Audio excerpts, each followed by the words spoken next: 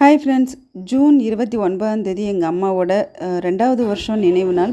வருஷம் வந்து நானே சாப்பாடு செஞ்சு என் கையால் கொடுக்கணும் அப்படிங்கிறதுக்காக நிறைய சாப்பாடு செஞ்சு நானாகவே போயிட்டு எங்கள் பஸ் ஸ்டாண்ட்லலாம் இருக்கிற கஷ்டப்படுறவங்களுக்கு வந்து நான் வந்து கொடுத்துட்டு வந்திருந்தேன்.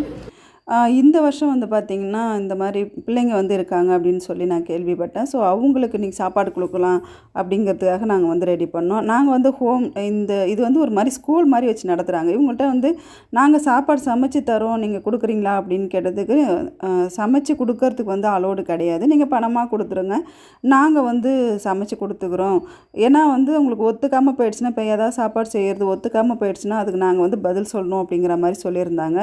அதனால் நாங்கள் பணம் வந்து கொடுத்துருந்தோம். கொடுத்ததுக்கப்புறம் அவங்க சமைச்சு ரெடியாக வச்சுருந்தாங்க. நீங்கள் வந்து வேணால் பரிமாறுங்க அப்படின்னு சொல்லியிருந்தாங்க. அப்புறம் நாங்களே வந்து பரிமாறினோம். இதில் என்ன பார்த்திங்கன்னா, இந்த இடத்துலயே வந்து நிறைய பேர் சாப்பாடு கொடுத்துக்கிட்டு இருக்காங்க. இப்போ நான் வந்து கொடுக்கும்போது காலை டிஃபனுக்கு கொடுத்துருந்தேன். மதியத்துக்கு அதுக்குள்ளேயே ஒருத்தவங்க வந்துட்டாங்க. லஞ்சுக்கு வந்து அமௌண்ட் கொடுத்துருந்தாங்க. அப்புறம் நைட்டுக்கெல்லாம் அப்படியே பார்த்திங்கன்னா வந்துக்கிட்டே இருந்தாங்க.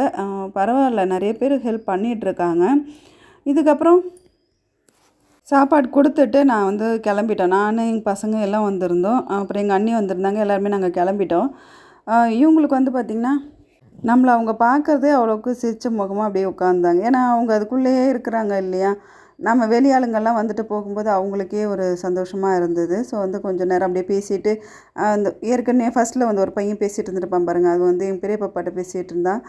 அது அவங்களுக்கு வந்து பார்க்கும்போது ஒரு ஹாப்பியாக இருக்காங்க. ஸோ நான் ஜிடி ஃபுட் பிஸ்னஸ் பண்ணிகிட்ருக்கேன். கடந்த ஒரு வருஷம் மேலே இந்த ஃபுட் பிஸ்னஸ் வந்து பண்ணிகிட்ருக்குறோம். இதில் ஊறுகாய் ஐட்டம் எல்லாமே வந்து நாங்கள் ரெடி பண்ணி கொடுத்துட்ருக்கோம். ஆன்லைன், ஆஃப்லைன் ரெண்டுத்துலேயுமே கிடைக்கும். உங்களுக்கு இந்த ப்ராடக்ட் வேணும் அப்படின்னா நான் கொடுத்துருக்குற நம்பருக்கு வாட்ஸ்அப் பண்ணுங்கள். ஃபுட் ஐட்டத்தில் உங்களுக்கு வேறு ஏதாவது தேவை அப்படின்னாலும் நாங்கள் வந்து ரெடி பண்ணி தந்துடுவோம்.